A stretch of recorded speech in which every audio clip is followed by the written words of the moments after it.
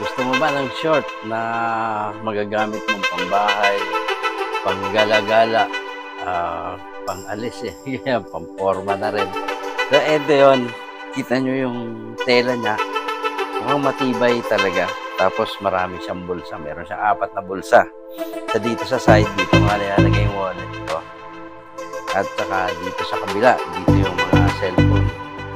So, meron pa dito. Dito yung pa dito ko. Ayan. So, kita nyo, tama-tama yung sukat. Medyo napaliit lang yung bili ko kasi medyo mataba na ako. Pero ang ganda niya, yung ano niya, may pagkapit siya. Pero sa akin yung nabili ko ito. Hindi nga lang siya nalalagyan ng belt. Pero meron naman siyang